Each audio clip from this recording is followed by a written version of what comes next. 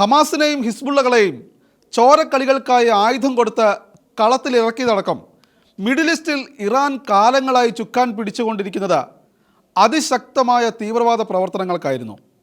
ഇറാൻ്റെ എല്ലാത്തരം ഭീകരാക്രമണങ്ങളുടെയും ഒടുവിലത്തെ നീക്കമാണ് കഴിഞ്ഞ ഒക്ടോബർ 1 ഇസ്രായേലിലേക്ക് അയച്ച ബാലിസ്റ്റിക് മിസൈലുകളെന്ന് അവർ പോലും ഓർത്തിരുന്നില്ല. എന്നാൽ അതുതന്നെ സംഭവിച്ചു. കൃത്യസമയത്ത് ഇറാൻ്റെ മർമ്മസ്ഥാനത്ത് തന്നെ പ്രത്യാക്രമണം നടത്തിയ ഇസ്രായേൽ അനങ്ങാൻ പോലും ആകാത്ത വിധത്തിൽ അവരെ നിർവീര്യമാക്കിയിരിക്കുകയാണ്. എന്നാൽ തങ്ങൾക്ക് വിശേഷിച്ച് ആഘാതമൊന്നും ഉണ്ടായിട്ടില്ലെന്നും ഇപ്പോഴും തങ്ങൾ ശക്തരാണെന്നും തെറ്റിദ്ധരിപ്പിക്കാൻ വേണ്ടി ഇറാനിയൻ റവല്യൂഷണറി ഗാർഡ് കോർപ്സിനെ മുന്നിൽ നിർത്തി ഇസ്രായേലിനെതിരെ നാക്കുകൊണ്ട് ശക്തമായ മിസൈൽ, റോക്കറ്റ്, അണ്വായുധ ആക്രമണങ്ങളാണ് ഇറാൻ ഇപ്പോൾ നടത്തിക്കൊണ്ടിരിക്കുന്നത്. ഇറാൻ്റെ ഈ തല്ലുകൊള്ളിത്തരത്തിൽ സഹികെട്ട ഭൂരിപക്ഷ അറബ് രാഷ്ട്രങ്ങളും ഇറാനെതിരെ രംഗത്ത് വരുമ്പോൾ ഇസ്രായേലിൻ്റെ നീക്കമെന്തെന്നറിയാൻ ഏവരും ഉറ്റുനോക്കുകയായിരുന്നു.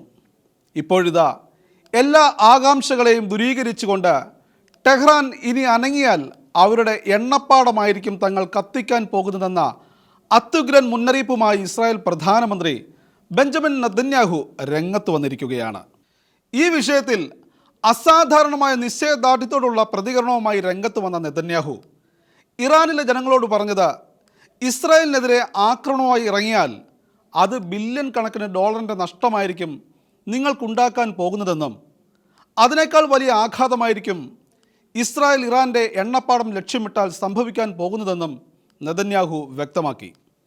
നിങ്ങൾ ആഗ്രഹിക്കുന്നത് പോലെ തന്നെ കാലങ്ങളായി തങ്ങളെ കീഴടക്കിയിരിക്കുന്ന ഇറാനിലെ സ്വേച്ഛാധിപതികളില്ലാത്ത സ്വതന്ത്രവും സമാധാനപൂരിതവുമായ ഒരു ജീവിതം സങ്കല്പിക്കാനും ഇസ്രായേലിനെതിരെ മറ്റൊരു ബാലിസ്റ്റിക് മിസൈൽ ആക്രമണമെന്നൊക്കെ ഭീഷണി മുഴക്കുന്നത് വെറുതെയാണെന്നും തങ്ങളുടെ നിരീക്ഷണത്തിന് കീഴിൽ നിൽക്കുന്ന ഇറാൻ അനങ്ങിയാൽ ആദ്യം എണ്ണപ്പാടം തന്നെ കത്തിക്കുമെന്ന കാര്യവും നിസ്സന്ദേഹം വ്യക്തമാക്കിക്കൊണ്ടാണ് നെതന്യാഹു ഇറാനികൾക്കുള്ള ആംഗലേയ സന്ദേശത്തിൽ സംസാരിച്ചത്. നെതന്യാഹുവിൻ്റെ ഈ വാക്കുകൾ ഇസ്രായേലിനെതിരെ പ്രത്യാക്രമണം നടത്താൻ നടക്കുന്ന ഇസ്ലാമിക് റിപ്പബ്ലിക്കിനുള്ള ശക്തമായ താക്കീത് കൂടെയാണ്. ഒക്ടോബർ 25 ഇസ്രായേൽ ഇറാനെതിരെ വ്യോമാക്രമണം നടത്തുന്നതിന് മുമ്പ് ഇറാൻ്റെ എണ്ണപ്പാടങ്ങളോ ആണവ ഫാക്കൽറ്റികളോ തകർത്ത സ്ഥിതിഗതികൾ വഷളാക്കരുതെന്ന ബൈഡൻ ഭരണകൂടം ഇസ്രായേലിനോട് അഭ്യർത്ഥിച്ചിരുന്നു. എന്നാൽ ആ സമയത്ത് ഇറാൻ്റെ ആണവ കേന്ദ്രങ്ങൾ തന്നെ കത്തിച്ച് ചാമ്പലാക്കണമെന്ന് ശക്തമായി പറഞ്ഞ ട്രംപ് അമേരിക്കയുടെ പരമാധികാരിയായതോടെ ആ കാര്യത്തിനും ഒരു തീരുമാനമുണ്ടായിരിക്കുകയാണ്. പ്രസിഡൻ്റായി തിരഞ്ഞെടുക്കപ്പെട്ടതിന് ശേഷം നെതന്യാഹു ഇതിനകം 3 തവണ ട്രംപുമായി സംസാരിച്ചിരുന്നു.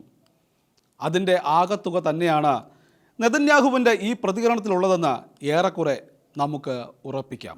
ഇറാനിയൻ ജനതയുടെ മെച്ചപ്പെട്ട ഭാവിയെ കരുതി ഇസ്രായേലുമായി സഹകരിച്ച് പ്രവർത്തിക്കാൻ ഇറാനിയൻ ജനതയോടുള്ള അഭ്യർത്ഥനയിൽ നെതന്യാഹു പറഞ്ഞത് ഇപ്രകാരമാണ്: നിങ്ങൾക്ക് ഈ യുദ്ധം ആവശ്യമില്ലെന്ന് എനിക്കറിയാം, അതുപോലെ തന്നെ എനിക്കും ഈ യുദ്ധം വേണ്ട.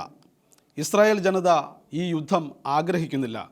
എന്നാൽ നിങ്ങളുടെ കുടുംബത്തെ ഗുരുതരമായ അപകടത്തിലാക്കുന്ന ഒരു ശക്തിയുണ്ട്. അത് ടെഹ്റാനിലെ സ്വേച്ഛാധിപതികളാണെന്നും അവരെ ഇല്ലാതാക്കണമെന്നും നെതന്യാഹു ഇറാനിയൻ ജനതയെ ബോധിപ്പിച്ചു. മിഡിൽ ഈസ്റ്റിൽ നടക്കുന്ന എല്ലാത്തരം ഭീകര പ്രവർത്തനങ്ങളുടെയും പ്രഭവ കേന്ദ്രം ടെഹ്റാനിലാണെന്നും ആ തിന്മയുടെ സാമ്രാജ്യത്തിൽ അതിൻ്റെ പ്രോക്സികളുമായി മിഡിൽ ഈസ്റ്റിലെ സ്ഥിരതയും സുരക്ഷയും സമാധാനവും ഇല്ലാതാക്കാൻ അവർ തങ്ങളാൽ കഴിയുന്നതെല്ലാം ചെയ്യുകയാണെന്നും ഇസ്രായേൽ രാഷ്ട്രത്തെ ഉന്മൂലനം ചെയ്യാനുള്ള നീക്കങ്ങളാണ് അവർ പ്രധാനമായും നടത്തുന്നതെന്ന് ഇസ്രായേൽ പ്രസിഡന്റ് ഐസക് ഹെർസോഗും വ്യക്തമാക്കി. ലെബനോനെതിരായി ശക്തമായ ആക്രമണങ്ങൾ തുടരുന്ന സാഹചര്യത്തെക്കുറിച്ചുള്ള നിലപാട് വ്യക്തമാക്കിയ ഇസ്രായേൽ പ്രതിരോധ മന്ത്രി ഇസ്രായേൽ കാറ്റ്സ് തങ്ങൾക്ക് ഉടനെ ഒന്നും വിശ്രമമില്ലെന്നും യുദ്ധത്തിൻ്റെ ലക്ഷ്യങ്ങൾ കൈവരിക്കുന്നതുവരെ ഞങ്ങൾ ഹിസ്ബുള്ളയെ പൂർണ്ണ ശക്തിയോടെ അടിക്കുന്നത് തുടരുമെന്നും വ്യക്തമാക്കി.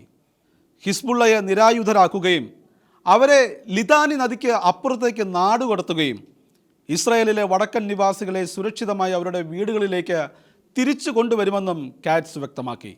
ഏതായാലും ഇറാനിലെ ജനങ്ങൾക്ക് പ്രതീക്ഷയും എന്നാൽ തീവ്രവാദികൾക്ക് പരിഭ്രാന്തിയും വരുത്തുന്ന കാര്യങ്ങളാണ് ഇസ്രായേലിൻ്റെ നീക്കങ്ങളിൽ വ്യക്തമാകുന്നത്.